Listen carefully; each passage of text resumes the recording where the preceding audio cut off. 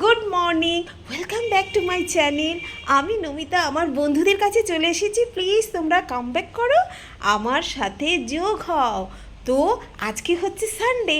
সানডেতে তোমরা কি কি খাও? সানডেতে তো সবাই ভালো ভালো খেতে ইচ্ছে করে, সবাই মজা করে। তো আমিও জানি তোমরাও আজকে খুব মজা করছো, খুব ভালো ভালো রান্না করছো।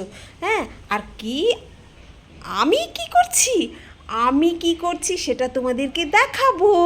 তো আমিও আজকে সানডেতে কিছু না, সামান্য একটু কিছু রান্না করব, সেইটাই তোমাদের কাছে আমি শেয়ার করব।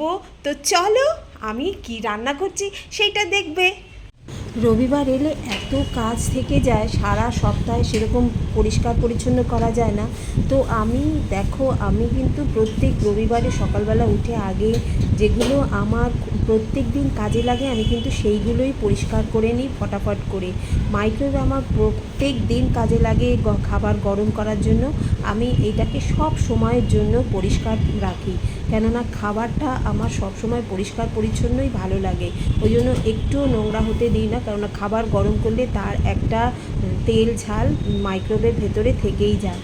ওই জন্য আমি ওটাকে ভালোভাবে পরিষ্কার করি। তবে বন্ধুরা, আমি কিভাবে পরিষ্কার করি, আমি কিন্তু এই মানে ছোট গামছাটার মধ্যে আমি গামছা দিয়েই পরিষ্কার করি, কারণ গামছাটা খুব নরম।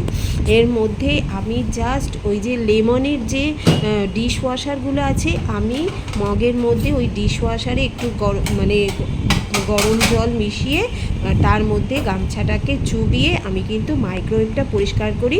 আমি সপ্তাহে প্রত্যেক এক রবিবার বা শনিবার করেই কিন্তু আমি পরিষ্কার করি। আমি পুরো র্যাকটাকে পরিষ্কার করে নিই, কেননা খাবার দাবারের জিনিসে ধুলোবালি পড়ে। আমার বাড়ি একেবারে রোডের ওপরে, ওই জন্য ধুলোবালি পড়ে, তো আমাকে পরিষ্কার রাখতে হয়। রবিবারে কাজের চাপ বেশি, রান্নাবান্না থাকে, কিন্তু তারপরেও রবিবারটা যেহেতু ছুটির দিন, সেই জন্য সবসময় কাজবাজ করতে হয়। তোমাদের সাথে সাথে আমিও ব্যস্ত হয়ে পড়ি।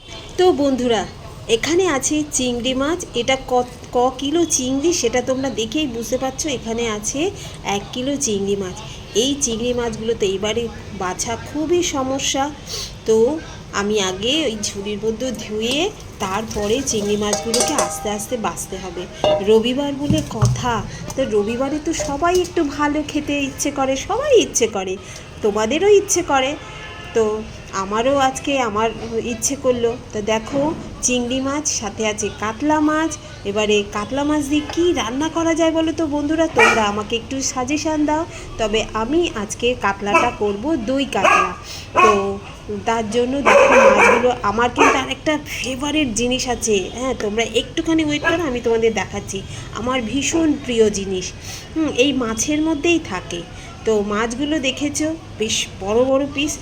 এই দেখো চলে এসেছি। এটা কি বলো তো, এটা আমার মতো অনেকেরই প্রিয়, আমি এটা ভালো মতো জানি। এটা হচ্ছে কাতলা মাছের তেল। কার কার পছন্দ বলো এইটা? আমি জানি কাতলা মাছের তেল সব্বার পছন্দ, আমার তো ভীষণ পছন্দ। তো বন্ধুরা, রবিবারে আজকে আমার হচ্ছে চিংড়ি মাছের মালাইকারি, দই কাতলা, আর হচ্ছে কাতলা মাছের তেল। তো এই রান্নাটা তোমরা কারা কারা পছন্দ করো আমাকে প্লিজ বলো। আমি তোমাদের সাথে এনজয় করব আমার রান্নাটাকে শেয়ার করে। তো ঠিক আছে বন্ধুরা, টাটা।